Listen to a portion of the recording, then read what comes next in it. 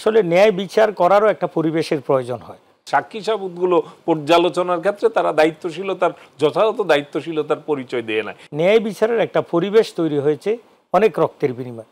রায়টাতে কিন্তু অত্যন্ত এটিএম আজহারুল ইসলাম মুক্তি পেয়েছেন, এটা যেমন একটা গুরুত্বপূর্ণ খবর, তার সঙ্গে সঙ্গে প্রধান বিচারপতি অনেকগুলো কথা বলেছেন। প্রসিকিউশন এটা একটু দেখেন তো, ঠিক আছে, এটা কালকে ঠিক হয়ে যাবে। আসসালামু আলাইকুম প্রিয় দর্শক, মাহবুব সৈকত প্রত্যেককে আমন্ত্রণ জানাচ্ছি মাই টিভি সংলাপে। দর্শক, আপনারা জানেন যে আমরা মাই টিভি সংলাপে সমসাময়িক প্রসঙ্গ নিয়ে কথা বলি। আপনারা যা জানতে চান, বুঝতে চান, দেশ কোন দিকে আগাচ্ছে, দেশের গতিপথ কী, তা নিয়েও আমরা আলোচনা করি। আর আপনাদের যে প্রশ্নগুলো তার জবাব দিয়ে থাকেন আমাদের এখানে যারা আলোচক আসেন সেই আলোচকগণ। আজকে আমরা আলোচনা করব, প্রসঙ্গ হচ্ছে বিচার অবিচার। স্টুডিওতে উপস্থিত রয়েছেন আপনাদের দুজন পরিচিত মুখ। রয়েছেন আমার ডান পাশে সিনিয়র সাংবাদিক এম আবদুল্লাহ, ব্যবস্থাপনা পরিচালক বাংলাদেশ সাংবাদিক কল্যাণ ট্রাস্ট, যিনি সাংবাদিক নেতা, বিএফইজে বাংলাদেশ ফেডারেল সাংবাদিক ইউনিয়নেরও সাবেক সভাপতি ছিলেন। স্বাগত জানাচ্ছি আবদুল্লাহ ভাই। এবং বাম পাশে রয়েছেন আপনাদের একজন সিনিয়র আইনজীবী, সহ সাধারণ সম্পাদক Bangladesh lawyers council advocate Saifur Rahman, যিনি সুপ্রিম কোর্ট আইনজীবী সমিতির সাবেক অ্যাসিস্ট্যান্ট সেক্রেটারিও ছিলেন। আপনাকেও স্বাগত জানাচ্ছি। Thank you. প্রিয় দর্শক, প্রায় এক যুগ কারাগারে মৃত্যুর প্রহর গুনতে গুনতে ঠিক তার সহকর্মী যারা ছিলেন, সহযোদ্ধা দীর্ঘদিনের যারা ছিলেন, তারা ফাঁসির রশিতে ঝুলে পৃথিবী থেকে বিদায় নিয়েছেন। আবার কেউ কেউ বিভিন্ন কারণে কারাগারে থাকতেই বয়োবৃদ্ধ হয়ে পৃথিবী ছেড়ে চলে গেছেন।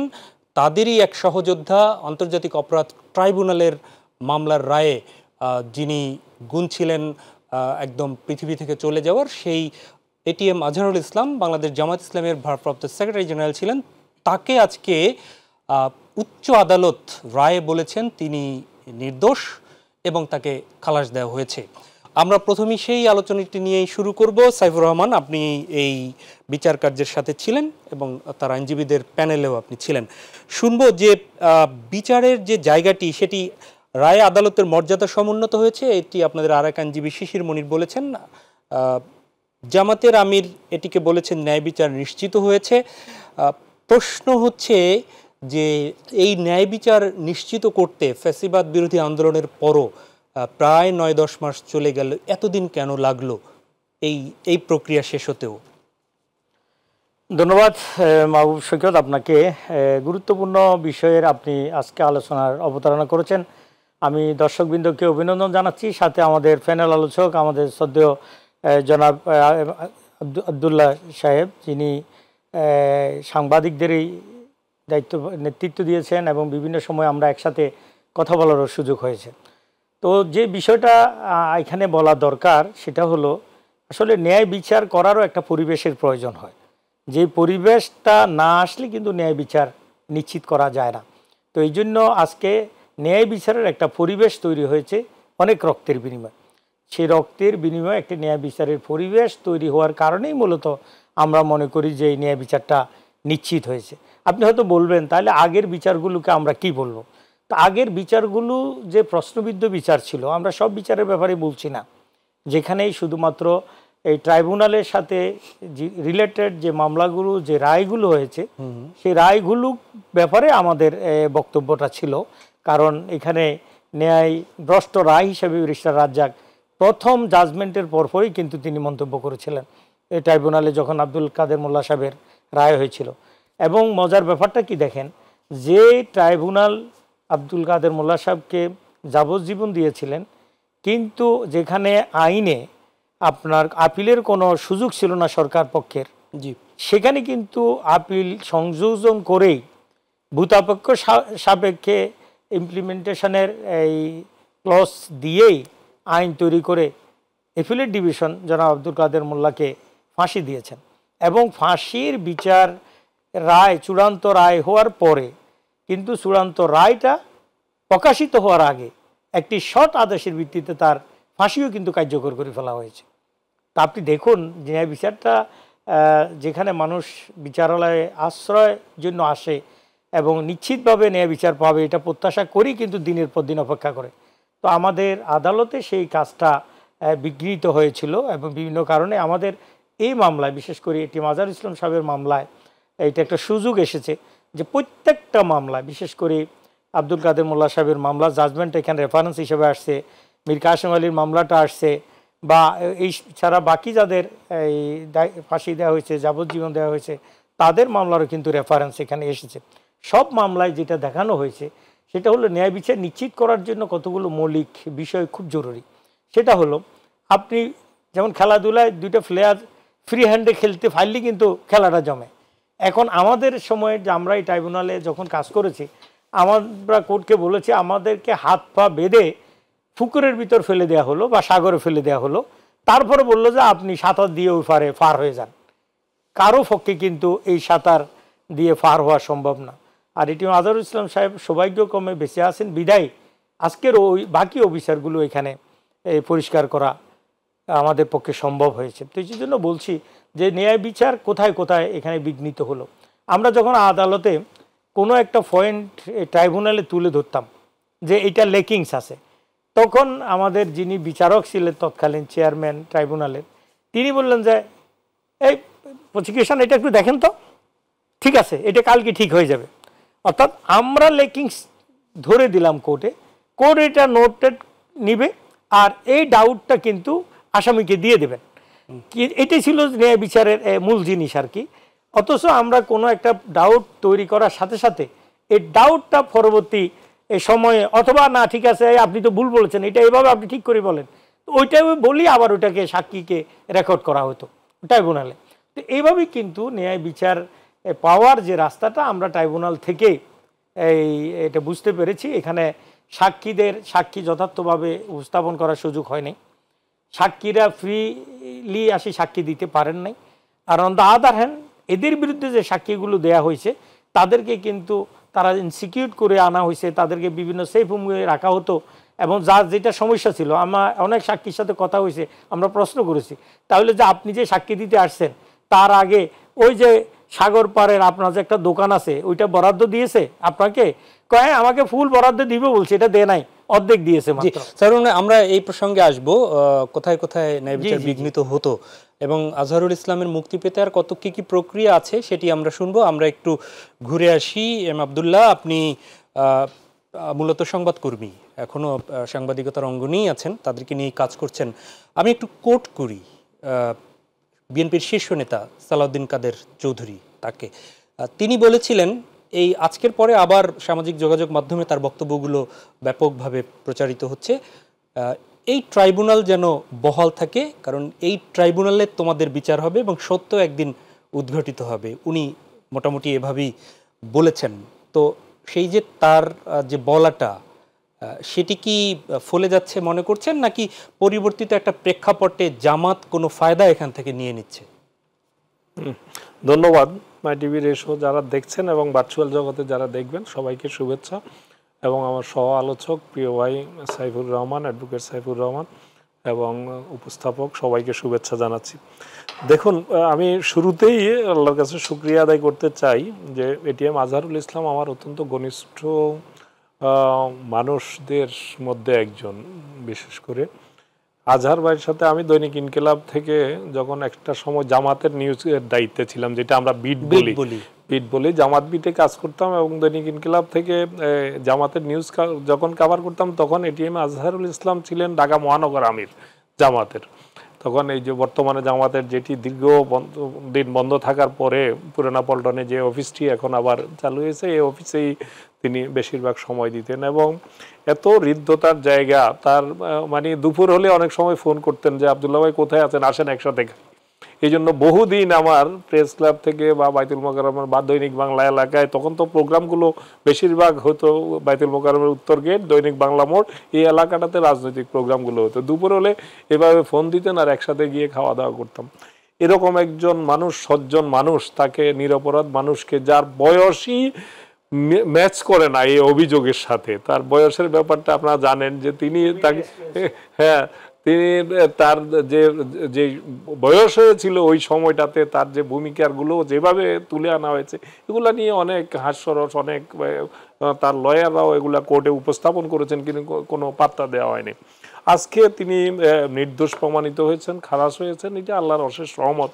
আমি বলবো যে এটা শুকরিয়া আদায় করার একটা বিষয় এবং তিনি তার স্বজনদের কাছে ফিরে আসছেন। যদি 5ই আগস্ট না হতো, আমার যতটুকু জানা, এটা সাইবুর রহমান ভাই হয়তো আরো স্পেসিফিক বলতে পারবেন, যে আমি যতটুকু জানি আর কিছুদিন শেখ হাসিনা যদি বেঁচে মানে ক্ষমতায় থাকতেন, তাহলে এটিএম আজহারুল ইসলামের পরিণতিও সেই নিজামী, মুজাহিদ ভাই নিজামী বা অন্যান্য জামাত নেতা, যাদেরকে প্রায় 11 জন নেতাকে যেভাবে জুডিশিয়াল কিলিং এর আওতায় নিয়ে গেছে শেখ হাসিনা, তার পরিণামও হয়তো সেটা হতো। তো আল্লাহর অশেষ মেহেরবানি যে তিনি সেটা। আজকের যদি আপনি রায়টা দেখেন, রায়টাতে কিন্তু অত্যন্ত এটিএম আজহারুল ইসলাম মুক্তি পেয়েছেন, এটা যেমন একটা গুরুত্বপূর্ণ খবর, তার সঙ্গে সঙ্গে প্রধান বিচারপতি অনেকগুলো কথা বলেছেন। এই কথাগুলো, তার এই মন্তব্যগুলোর মাধ্যমে কিন্তু প্রত্যেকটি এই যে ট্রাইব্যুনালে যে রায়গুলো দেয়া হয়েছে, যে ফাঁসিগুলো কার্যকর হয়েছে, প্রত্যেকটি কিন্তু এই প্রধান বিচারপতির এই মানে তার যে পর্যবেক্ষণ এবং তিনি যে রায়ের সাথে যে বিষয়গুলো যুক্ত করে দিয়েছেন, সেগুলোর মধ্য দিয়ে প্রত্যেকটি কিন্তু একটা খুনের ঘটনায় পরিণত হয়েছে। যেটা আগে আমরা বলতাম, আপনার এখানে ওই টক শোতে মাওলানা আল্লামা সাইদির ব্যাপারে আমরা কথা বলে গেছি, সাইদি সাহেবের ছেলেও ছিলেন। তো এই যে এগুলো যে একটা স্রেফ খুন ছিল পরিকল্পিত, এটা কিন্তু আজকের রায়ের মধ্য দিয়ে কিন্তু আরেকবার প্রতিষ্ঠিত হয়ে গেছে। আপনি বলছিলেন সালাউদ্দিন কাদের চৌধুরীর কথা। সালাউদ্দিন কাদের চৌধুরীর বিষয়টা তো একেবারে মানে একটা প্রতিহিংসার জায়গা থেকে শেখ হাসিনাকে পার্লামেন্ট, সালাউদ্দিন কাদের চৌধুরী ছিলেন বাংলাদেশের ইতিহাসের সবচেয়ে দক্ষ পার্লামেন্টেরিয়ানদের একজন, এবং তিনি যখন পার্লামেন্টে থাকতেন, আমরা পার্লামেন্টের গ্যালারিতে কভার করতে গিয়ে আমরা মন্ত্রমুগ্ধের মতো তার বক্তব্য শোনার জন্য আমরা অপেক্ষা করতাম, এবং তার বক্তব্য যখন চলে তখন কিন্তু মন্ত্রমুগ্ধের মতো আমরা শুনতাম, নোট নেওয়াও কঠিন হয়ে যেত উপভোগ করার কারণে।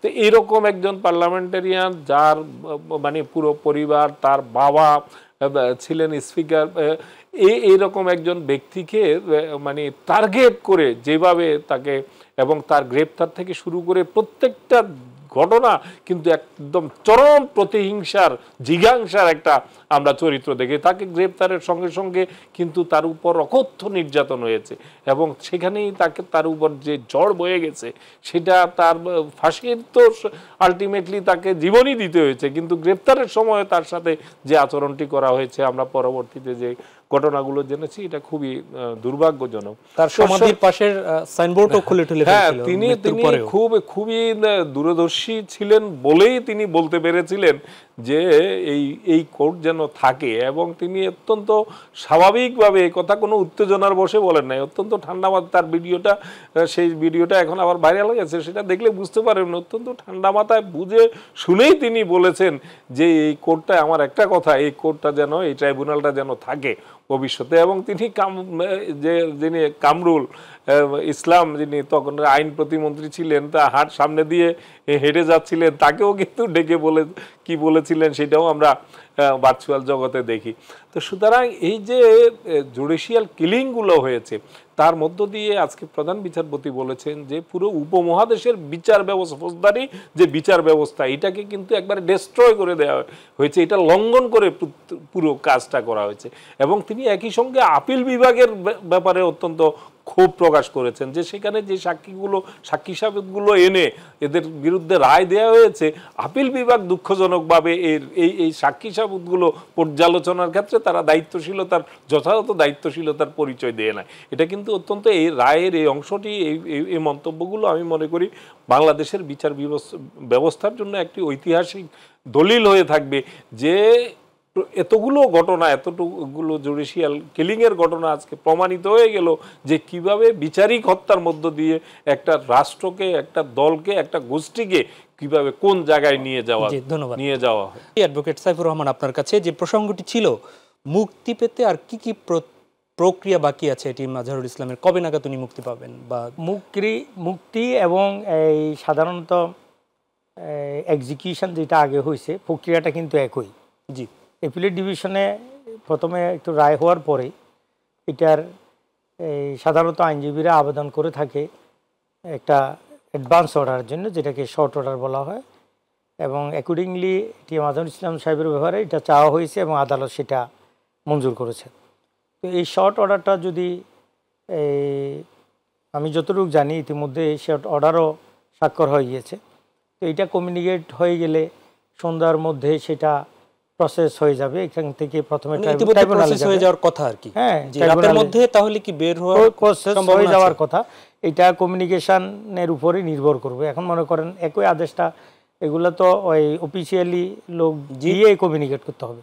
তো এখান থেকে ট্রাইব্যুনালে যাবে, ট্রাইব্যুনাল থেকে একটা রিলিজ অর্ডার যাবে।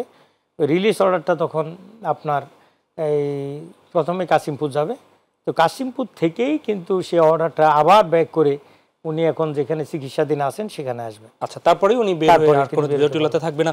প্রসিডিওরগত যত সময় লাগে এতটুকুই। আব্দুল্লাহ ভাই একটি বিষয় বলছিলেন, প্রধান বিচারপতির নেতৃত্বেই তো এই আপিল বিভাগ বসেছিলেন, তো সেখানে পর্যবেক্ষণগুলো আসলে তিনি কিছু বলছিলেন, সুনির্দিষ্ট এর বাইরে কি কোনো পর্যবেক্ষণ আছেন ওনাদের? হ্যাঁ, এখানে তো আরও 2-3টা পর্যবেক্ষণ আছেন, মূলত 4টা পর্যবেক্ষণই বলা চলে। একটা তো আব্দুল্লাহ সাহেব বলেছেন এই যেটা আমাদের মিসক্যারেজ অফ জাস্টিস যেটা হয়েছে, যে জুডিশিয়াল সিস্টেম, যে বিচারটা রায় দিতে হলে কি করতে হবে, সেখানে অবশ্যই বাদী বিবাদী বক্তব্য দেখতে হবে, সাক্ষী কনসিডারেশনে নিতে হবে এবং তারপরে কিন্তু কনক্লুশনে পৌঁছতে হবে। এখন আমাদের এই হলো যে বিচারিক প্রক্রিয়া, কিন্তু এই মামলার ক্ষেত্রে দেখা গেছে যে টোটালি কমপ্লিটলি এটাকে ওভারলুক করা হয়ে একটা নতুন পদ্ধতি চালু করা হয়েছে। সেটা হলো যে যা বলছে যতটুকু পাওয়া গিয়েছে ওইটাকে সত্য বলে ওনার উপরে ওনারা রিলাই করে ফেলছেন। একটা লোক বলছেন যে এই 3 কিলোমিটার দূর থেকেই আমি দেখেছি। তো ওই টাইপের আমাদের কোর্ট কিন্তু রিলাই করেছেন যে ওখানে কিন্তু এই মেজরিটি জাজমেন্টে ওনারা রিলাই করলেন যে না এরকম দেখা যায় এইভাবে। আর কিন্তু সেখানে আরেকজন মাইনরিটি জাজমেন্ট দিয়েছিলেন, উনি ডিপার করেছিলেন মিস্টার জাস্টিস জিনা তারা। তিনি বলছেন যে আমি এইরকম সাক্ষীকে কি করে বিশ্বাস করি যে নিজের সন্তানের নাম বলতে পারে না, কয় সন্তান এটা বলতে পারে না, অথচ এটি আজহার ইসলাম সাহেবের নাম বলতে পারে। তিনি 3 কিলোমিটার দূর থেকে দেখেছেন, এটা কি করে বিশ্বাস রিলাই করা যায়? এভাবে কিন্তু উনি জাজমেন্ট দিয়ে কিছু এই চার্জে অলরেডি ওনাকে খালাস দিয়েছিলেন, অথচ যেইটাতে উনি খালাস দিয়েছিলেন সেটাতেই কিন্তু মেজরিটি জাজমেন্টে ওনাকে এই ফাঁসি দিয়েছিলেন। তাহলে এই একটা বিষয়। তাহলে আর দ্বিতীয় বিষয়টা হলো এই যে প্রপারলি কনসিডারেশনে আসা নাই সাক্ষীগুলো, যেগুলো এটা আনার দরকার ছিল। এখানে আরও অনেকগুলো বিষয় যেটা আছে সেটি হলো যে একজন বিশেষ করে ইন্টারন্যাশনাল কাস্টমারি ল যেটা, সেটা কিন্তু ইন্টারন্যাশনাল ট্রাইব্যুনালের ক্ষেত্রে একদম 100% পজিটিভ, যেটাকে বাদ দিয়ে আপনি ওনারা এটাকে ডোমেস্টিক ট্রায়াল বলছেন, আবার কোর্টটা হলো ইন্টারন্যাশনাল ক্রাইমস ট্রাইব্যুনাল। জি হ্যাঁ, তো ডোমেস্টিকে কিন্তু ইন্টারন্যাশনাল ক্রাইমস ট্রাইব্যুনালের মতো করে ওনারা বিচার করে ফেলছেন, যেটা একদম কাস্টমারি লয়ের একদম এগেনিস্ট। এই জন্য পৃথিবীর কেউ আমাদের এই রায়গুলোকে অ্যাকসেপ্ট করে নাই, কোনো রাষ্ট্র অ্যাকসেপ্ট করে নাই। কারণ এরকম ইন্টারন্যাশনাল ক্রাইমস ট্রাইব্যুনাল তো পৃথিবীর বিভিন্ন জায়গায় হয়েছে। তো ওগুলোর সাথে সামঞ্জস্য রেখে আমরা যখন এগুলো আদালতে প্লেস করেছিলাম তখন আদালত বলছে যে না আমরা এটা দেখবো না, এটা আমাদের ডোমেস্টিক ট্রায়াল, অথচ ট্রাইব্যুনালটা হলো ইন্টারন্যাশনাল ক্রাইম ট্রাইব্যুনাল আর ওনারা বলছেন ডোমেস্টিক। আর যখনই আমরা সাক্ষীর বিষয়গুলো তুলে ধরি, এভিডেন্স অ্যাক্ট এবং বেনিফিট অফ ডাউটের প্রশ্ন যখন তুলে ধরলাম তখন ওরা বললেন যে আমাদের আইন করে এটা বার করা আছে, এই প্রশ্নগুলো এখানে করা যায়। এগুলো কি সবগুলো মামলার ক্ষেত্রেই এটি হয়েছে না শুধু আজহারুল ইসলামের? একদম সবগুলোর ক্ষেত্রে হয়েছে, সবগুলো। একটা হচ্ছে যে এই যে আপনি বললেন যে মিসক্যারেজ অফ জাস্টিস, যদি আমি ঠিক বলি, এক্ষেত্রে আইন, বাংলাদেশের বিদ্যমান আইনে কি বলে যে এখন এটি যদি আপনারা সাজানো বলছেন কিংবা পাতানো বলছেন অথবা এখন একটা পর্যবেক্ষণ এসছে, তাহলে এর সাথে সাথে যারা যারা ছিল তাদের ব্যাপারে কি কোনো পদক্ষেপ নেওয়ার সুযোগ আইনে আছে? এখন দেখুন, আমাদের এমনি ট্রাইব্যুনাল আইনে এটা নাই। ট্রাইব্যুনাল আইনটাই তো করা হয়েছিল মূলত আসলে আসামি যারা হয়ে এখানে অভিযুক্ত হয়ে আসবে তাদেরকে শাস্তি দেওয়ার জন্য, একবারকে আপনি ধরে নেবেন। এখানে খালাস দিয়ে বা তাদেরকে আদার রেমিডি দিবে এরকম কোনো কিছু সেখানে তারা অ্যাপ্লাই করেননি। কিন্তু ডোমেস্টিক আইনে, ডোমেস্টিক যদি দেশীয় প্রচলিত আইনে যদি বিচার করে থাকে সেখানে তো আছে যে কেউ যদি না, সেটা ছাড়াও আমি বলেছি আজকে এক সাক্ষাৎকারে আমি বলেছি এটিএম আজহার ইসলাম চাইলে কিন্তু এখানে আমাদের আইন অন্যগুলোতে যাই থাকুক, এই ট্রাইব্যুনাল আইন না থাকলেও ওনাকে যে 12 বছর পর্যন্ত ওরা কষ্ট দিয়েছে, এবং মিথ্যা সাক্ষীগুলো তারা তৈরি করেছে, এভাবে সেফ হোমগুলোতে সাক্ষী বানানো হয়েছে, এভাবে এভিডেন্সগুলো তারা তৈরি করে কিন্তু কোর্টে প্লেস করা হয়েছে। এইগুলা ওনার উপরে জুলুম করা হয়েছে। উনি কিন্তু চাইলে এই জন্য একটা ক্ষতিপূরণ ড্যামেজ সুটও কিন্তু উনি করতে পারবেন। জি, অ্যাডভোকেট সাইফুর রহমান, আমি এখানে একটু আপনার জন্য হয়তো একটু তিক্ততা হয়ে যাবে, আপনারা তো লয়ার, আইনজীবী, তো এই মামলাগুলোকে তো আমরা অনেক সময় বলি যে মামলাকে সত্যকে মিথ্যা, মিথ্যাকে সত্য করার ক্ষেত্রে অনেক ক্ষেত্রে আইনজীবীরা ভূমিকা পালন করে। এখানটায় শুধু দায়ভার কি ওই আইনজীবীদের, নাকি মানে এই দায়ভারটা কাদের? এখানে দেখুন, আপনি যদি সব মামলার রায় আর এটার সাথে মিলালে চলবে না। অন্য মামলার ক্ষেত্রে আমরা দেখেছি সেখানে আইনজীবীরা সুলসারা বিশ্লেষণ করে তাদের এই সাবমিশন উপস্থাপন করার পর রায়তে যেটা চলে আসছে আফটার অল, সেটা কিন্তু আমরা বাদী বিবাদী উভয় কিন্তু মেনে নিয়েছি। এরকম আমাদের এই খুব কম ঘটনা আছে যে আমার এগেনস্টে রায় গেলে আমি কিন্তু এই সংক্ষুব্ধ হয়ে গেছি বা আমি তার বিরুদ্ধে বিরূপ প্রতিক্রিয়া ব্যক্ত করছি, বিষয়টা এমন না। রায়ের পরে কিন্তু আমরা সব আইনজীবীরা এখানে একমত হয়ে যাচ্ছে, তাহলে এই ক্ষেত্রে এই বিষয়টা বলা যাবে না। কিন্তু ট্রাইব্যুনালে যে রায়টা, যা বিচারটা যেটা হয়েছে, এটা কিন্তু উচ্চ আদালতও আমাদের পক্ষ থেকে প্লেস করা হয়েছে। এটা ছিল একটা সিন্ডিকেটেড ওয়েতে শুনানি, জাজমেন্ট। এখন মনে করেন প্রসিকিউশনের সাথে কথা বলতেন যে কয়জন সাক্ষী কালকে ওনারা দিতে পারবেন, এবং সাক্ষী যদি আমরা আজকে বেশি দিতে চাই, আর জায়গা থেকে ফোন আসি বলা হচ্ছে যে এটা কাটেল করে দেওয়া হোক, এতগুলো দেওয়া যাবে না। এইভাবে মনে করেন একটা জাজমেন্ট এখানে কি জবাবটা দেওয়া হয়েছে, সেই জবাবটা আবার বাইরে একটা রাষ্ট্রে চলে গিয়েছে, সেখান থেকে আরেকজন এটাকে ক্লারিফাই করি আবার এখানে প্লেস করা হয়েছে। এগুলো এসকে কেলেঙ্কারিতে চলে আসছে।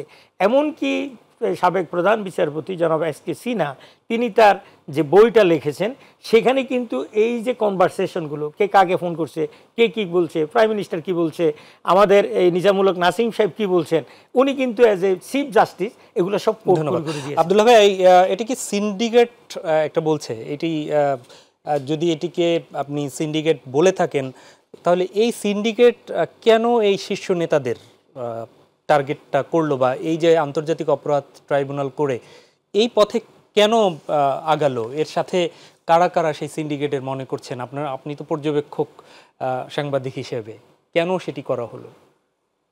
এখন এটা তো আমরা পরিষ্কারভাবে জানি যে এটার পুরো এই যে ট্রাইব্যুনালটা, যুদ্ধ অপরাধ ট্রাইব্যুনাল, 71 সালের যুদ্ধ অপরাধ ইন্টারন্যাশনাল ক্রাইম ট্রাইব্যুনাল যেটা হয়েছে, এই পুরো বিচার প্রক্রিয়াটা কিন্তু বাংলাদেশের সীমানার বাইরের একটা নকশা অনুযায়ী হয়েছে।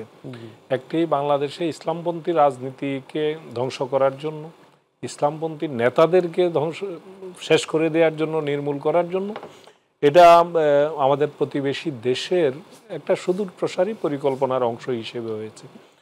এটার প্রমাণ কি?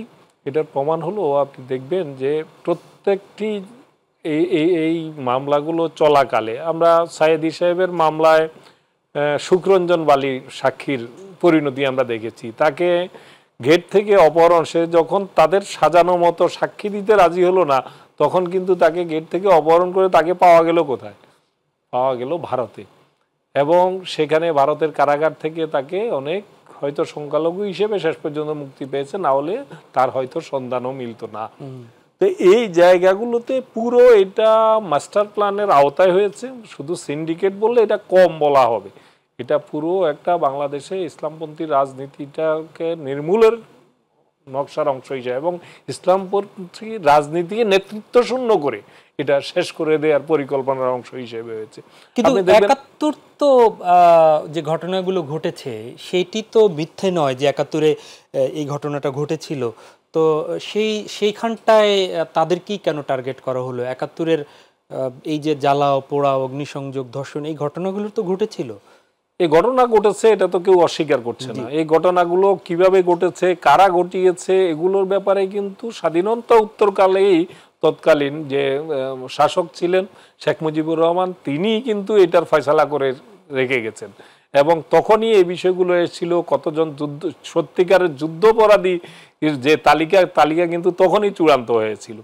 আপনি দেখবেন যে এখানে জামাতের যে রোলটা ছিল, জামাত এই রোলটার ব্যাপারে কখনো অস্বীকার করে নাই।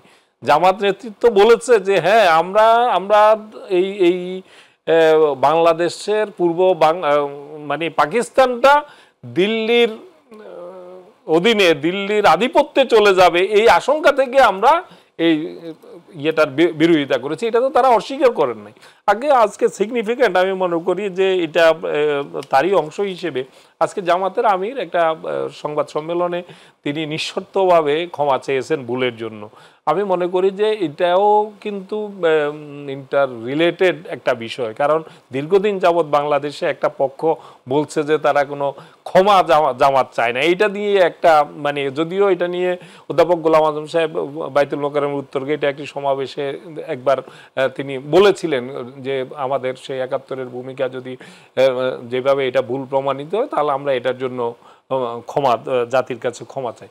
কিন্তু তারপরেও কিন্তু এটাকে ইস্যু করে প্রায়ই সামনে আনা হয়। আমার মনে হয় যে আজকে ডাক্তার শফিকুর রহমান যে তিনি ভুল ত্রুটির জন্য, যদিও তিনি স্পেসিফিক ৭১ মেনশন করেন নাই, কিন্তু আমার ধারণা যে তিনি সামগ্রিকভাবে এই বিষয়টা থেকে এই যে একটা অজুহাত আছে যে জামাত ক্ষমা চায় না, সেই বিষয়টা মনে হয় আজকে শেষ করতে চেয়েছেন বলে এটা আমার পর্যবেক্ষণ। আমি জানি না এটা সুনির্দিষ্টভাবে আমি বলতে, কিন্তু আমার পর্যবেক্ষণ হচ্ছে এটা শেষ করতে চেয়েছেন হয়তো আজকে। তাহলে এই যে আদালত পর্যবেক্ষণ দিল এবং বলা হচ্ছে যে এই মামলাগুলোর যেভাবে সাজানো এটা আদালত বলেছে, তো এর মাধ্যমে কি জামাতের সাথে মানে ৭১-কে যে জোড়ানো হয় এই অপকর্মগুলোর সাথে, সেটির কি মানে শেষ হবে মনে করছেন না এটি জিইয়ে থাকবে? খুব ছোট্ট করে একটু শুনতে চাই।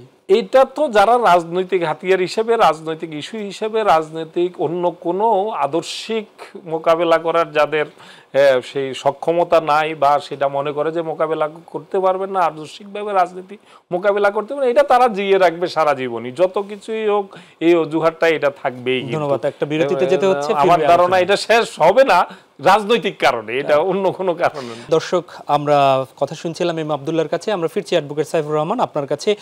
সেটি হচ্ছে যে আব্দুল্লাহ ভাই যেটি বললেন যে এই আজকের এই রায়ের মাধ্যমে, পর্যবেক্ষণের মাধ্যমে ৭১ ইস্যুটা জামাতের সাথে আলোচনায় আর আসবে কিনা, এবং এটি কি নিঃশর্ত ক্ষমার যে ব্যাপারটা, ওই সময় অখণ্ড পাকিস্তানের পক্ষে থাকার জামাতের যে বিষয়টি ছিল, সেটির একটি সমাধান কি হলো মনে করছেন? ধন্যবাদ। আমি তো মনে করি জামাতের যে নেতৃবৃন্দ ইতিমধ্যে যারা ফাঁসিতে ঝুলেছেন, দুনিয়া থেকে চলে গিয়েছেন, তাদের তো সবার সাথে আমার কাজ করার সুযোগ হয়েছে। এবং কি আমি মুজাহিদ সাহেবের মামলায় ছিলাম, মুজাহিদ সাহেব বলছিলেন, আমাকে তো এরকম বলছে, দেখো জীবনে একটা অপরাধও করে নেই, সব রাজনৈতিকভাবে আমাদেরকে এখানে ফাঁসিয়ে দেওয়া হচ্ছে, কোনো আইনজীবী যদি নাও থাকে, সাইফুর তুমি একা হলেও দাঁড়িয়ে থাকবে। This is the instruction from Ali Hasan Mahmud Mujahid. আমি কিন্তু এই কে এম ইউসুফ সাহেবের মামলা ট্রায়াল করেছি। কোর্টে যখন মামলা শুনানি করছিলাম, শাহিন সাহেব তখন ওই কোর্টের চিফ ছিলেন। যখন উনি আমার সাথে কথা বলতেন, শাহিন সাহেব জিজ্ঞাসা করে যে উনি কি বলে, আমি বললাম যে উনি বলে যে ওনাদের কাজ ওনাদের করতে বলেন, আমার কাজ আমারা করতে দেন। যে এই যে ওনাদের এই বিচার এই সে কয় এগুলো কত এই কোনো সাবজেক্ট ম্যাটার না, আমরা কোনো অপরাধই করি নাই, এটার সাথে কোনো সংশ্লিষ্ট নাই। আমাদের মীর কাসেম আলী সাহেব উনি কিন্তু ছিলেন দেশের বাইরে, কিন্তু উনি কি অপরাধ করলে দেশে এমনি এমনি চলে আসতেন? উনি বলছেন যে কোনো অপরাধ করি নাই, আমরা কোনো অপরাধ করি নাই, ট্রায়াল আমরা ফেস করবো। তো জামাত ইসলামী নেতৃবৃন্দ একের পর এক সততার উপরে প্রতিষ্ঠিত থেকেই প্রত্যেকটা ট্রায়াল আমরা ফেস করেছি। আমাদেরকে কতজনে গালি দিয়েছে, যেহেতু আমরা জেনে শুনে কেন আপনাদেরকে ফাঁসির দিকে নিয়ে যাচ্ছেন। কিন্তু জামাত ইসলামীর পক্ষ থেকে বলে দিয়েছে আমরা শেষ পর্যন্ত লড়ে যাব।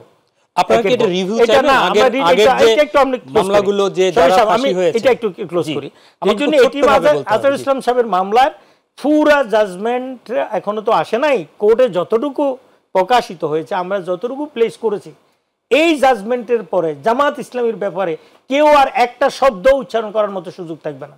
এটা একদম ইনোসেন্সির অফিসিয়াল সার্টিফিকেট। কেউ যদি এরপরে জামাত ইসলামীর একত্র সংশ্লিষ্ট নিয়ে প্রশ্ন করবে, আপনি নিশ্চিত ধরে নেবেন যে সে ফেসিবাদের দোষক। এটা নিশ্চিত আপনি ধরে নেবেন যে এই প্রশ্ন তুললেই আপনি কোনো কারণ ছাড়াই বলে দিতে পারবেন যে এর সাথে ফেসিবাদ এবং বাইরের আদার রাষ্ট্রের কোনো কানেকশন আছে। আপনারা কি বাকি যেগুলো প্রায় 12 জন নেতার যে এই যে মারা গেলেন, ফাঁসি হলো, সেগুলোর ব্যাপারে রিভিউ চাইবেন? এই রায়ের মধ্যে এটা না, এই বিষয়েও কিন্তু আমাদেরকে আপনাদের সাংবাদিকেরা প্রশ্ন করেছে, আমাদের পক্ষ থেকে জবাব এসেছে।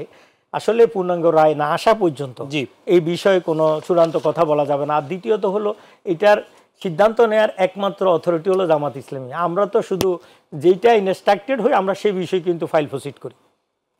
ধন্যবাদ আব্দুল্লাহ ভাই। আমরা খুব বেশি সময় পাবো না, একটু দেখেছেন যে চারিদিকে আবার আন্দোলনের জোয়ার। সবচেয়ে বড় হৃৎপিণ্ডের জায়গা সরকার পরিচালনায় সচিবালয় উত্তাল হয়ে উঠেছে। আজকে সে ব্যাপারে স্পষ্ট করেছেন বিএনপি, আজকে সংবাদ সম্মেলন করেছেন স্থায়ী কমিটি। তারা বলেছেন যে এটি দাবি দাবা থাকতে পারে কিন্তু সবকিছু অচল করে নয়, এবং তাদের পর্যবেক্ষণ তারা দিয়েছে। তো এই অচল অবস্থা কাটিয়ে সরকার কিভাবে আগাবে? বিএনপি আবার সুনির্দিষ্টভাবে বলেছে ডিসেম্বরের মধ্যে নির্বাচনের রোডম্যাপ না হলে মানে দেশের অবস্থা আরও হয়তো খারাপের দিকে আগাবে। পর্যবেক্ষণ বা আপনার বক্তব্য শুনতে চাই। 5ই আগস্টের পর থেকেই তো প্রতি বিপ্লবের চেষ্টা চলছে, সেটা অভ্যুত্থানের পরে প্রতি অভ্যুত্থান বা প্রতি বিপ্লব এটার জন্য চেষ্টা চলছে। কিন্তু সচিবালয় তো আপনি জানেন যে গত 15 বছরে পুরো প্রশাসন যন্ত্রটাকে আওয়ামীকরণ, দলীয়করণ বললে কম বলা হবে, একেবারে ব্লাড টেস্ট করে করে যাদেরকে ভিন্ন মতের ছিল, ভিন্ন আদর্শের ছিল, তাদের সবাইকে জেটিয়ে বিদায় করে দেওয়া হয়েছে। এবং যারা আছে তাদেরকে, তারা মোটামুটি তাদের পরীক্ষিত, যারা পতিত তাদের পরীক্ষিত লোকজন। দেখুন, আমরা যদি যে সংস্কারের কথাটি বলছি, 5ই আগস্টের পরের যে সংস্কারের কথাটি বলছি, সেই সংস্কারের যে বিষয়গুলো সামনে আসছে, এখানে কি ইস্যুতে তারা আন্দোলন করছে এখানে যেই অধ্যাদেশটি জারি করা হয়েছে স্রেফ এটা শৃঙ্খলাজনিত, যে কথায় কথায় যাতে বিদ্রোহ করতে না পারে, কথায় কথায় যাতে আইন আনুগত্যের বাইরে না যেতে পারে, এই জন্যই কিন্তু এই শৃঙ্খলার জায়গাটা। এটা তো চাকরিতে যখন ঢুকেন তারা, তখনই কিন্তু এটা তারা লিখিত দিয়ে আন্ডারটেকেন দিয়েই কিন্তু তারা ঢুকেন যে তারা আনুগত্যে প্রশ্নাতীত আনুগত্য প্রদর্শন করবেন, যা ঊর্ধ্বতনদের সকল এবং রাষ্ট্রের প্রতি তারা অনুগত্য থাকবেন, প্রজাতন্ত্রের প্রতি তারা যে আনুগত্য স্বীকার করেই কিন্তু চাকরিতে যোগদান করেছে। এখন সেইটাই তো তারা অধ্যাদেশ আকারে সেটাই কিন্তু এসছে, এর বাইরে কিন্তু কিছু না। এখন এটা আমি মানবো না, কারণ মানবো না কি জন্য, গত দেড় যুগ ধরে যদি 17-18 বছর আমরা দেখি, আমরা সেই নৈরাজ্যের পার্ট হয়েছি, আমরা লুটপাটের পার্ট হয়েছি, দুর্নীতির পার্ট হয়েছি, যা খুশি তাই করেছি, শীর্ষ পর্যায় থেকে নিচ পর্যন্ত। এই যে একটা অভ্যস্ত ফ্রি স্টাইল অভ্যস্ত হয়ে গেছি, সুযোগ সুবিধা এগুলোর মধ্যে ডুবেছিলাম, কোনো ভোটবিহীন নির্বাচনের মাধ্যমে একটা দুর্বল সরকার ছিল, তাদেরকে সার্ভ করে গেছি, নিজেরা সুযোগ সুবিধা নিয়েছি। এই যে একটা অভ্যস্ত হয়ে গেছি, এর থেকে বাইরে হইতে তো কষ্ট হবেই, এবং এটার জন্য নিজেদেরকে হুমকি মনে করছি যে কথায় কথায় যে অজুহাতটা দেখাচ্ছে, কিন্তু এটাকে কেন্দ্র করে ওরা তো ভয় পাচ্ছে যে আবার কারো বিরুদ্ধে এটি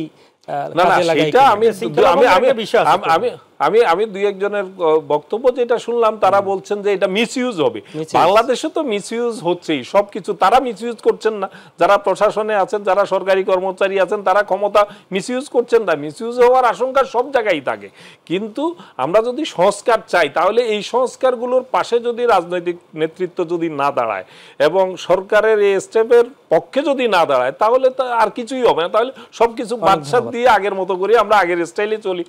কারণ আপনার রাজনৈতিক, আপনি বলেছেন বিএনপির কথা, এটা আমি সাধুবাদ জানাই। বিএনপি যদি এই বক্তব্যটা আমি দেখি নাই, আপনি যেটা বললেন, বিএনপি যদি স্ট্যান্ড নিয়ে থাকে যে এভাবে জিম্মি করে যাতে এভাবে কোনো কিছু করা না হয়, আমি মনে করি যথার্থভাবে এটা প্রত্যাশিত ছিল। রাজনৈতিক দলগুলোর উচিত এই যে এই জাতীয় সংস্কারগুলোর পক্ষে শক্তভাবে দাঁড়ানো, তাহলে ওরা এই সাহসটা করবে। ইমপ্লিমেন্টেশনটা কিন্তু তুমি 1 মিনিটে বলবেন, আমার হাতে সময়। যেহেতু সরকারি কর্মচারীরা আইনগুলো মেনে চলতে বাধ্য, গভর্নমেন্ট যে কোনো সময় যে কোনো আইন এবং রুলস এগুলা করতে পারে, কিন্তু কেউ যদি এই ব্যাপারে তার আপত্তি করে কিন্তু উচ্চ আদালত আছে, করতে পারবে। কেউ যদি তার বিরুদ্ধে চ্যালেঞ্জ করার সুযোগ আছে, আবার যদি মিসইউজ হয় সেটা মামলাও করতে পারবে। কিন্তু এখন দলবদ্ধভাবে কর্মসূচি দিয়ে যদি এইভাবে রাস্তায় অবস্থান নেয় এবং অফিস ছেড়ে দেয়, এটি কিন্তু শৃঙ্খলা ভঙ্গের অপরাধ, এবং অ্যাডমিনিস্ট্রেশন সরকার কিন্তু তার বিরুদ্ধে ব্যবস্থা, এবং এটার পেছনে কারা উস্কানি দিচ্ছে এটা কিন্তু পরিষ্কার বোঝা যাচ্ছে। এরা কিন্তু বক্তব্যের ফাঁকে ফাঁকে বলে আমরা ফেসিবাদেরও, এটা এক ধরনের কৌশলের অংশ। কিন্তু অনেক অনেক ধন্যবাদ। আলোচনা চালিয়ে যেতে পারলেই ভালো হতো, কিন্তু সময় বলছে যে আমাদের শেষ করতে হবে। এম আব্দুল্লাহ, আপনাকে অসংখ্য ধন্যবাদ। ধন্যবাদ অ্যাডভোকেট সাইফুর রহমান, আপনাদের দুজনকে। প্রিয় দর্শক, এই ছিল আমাদের আজকের আয়োজন। দেখা হবে পরবর্তীতে। আমরাও চাই যে অগণিত মানুষের রক্তের বিনিময়ে নতুন বাংলাদেশ পেলাম, সেই বাংলাদেশ আর ফ্যাসিবাদের দিকে ফিরে না যায়, সেই বাংলাদেশ কল্যাণমূলক হোক, আর সেই বাংলাদেশ ন্যায় বিচার নিশ্চিত হোক, সেই প্রত্যাশায় শেষ করছি আজকের মাই টিভি সংলাপ। আল্লাহ হাফেজ।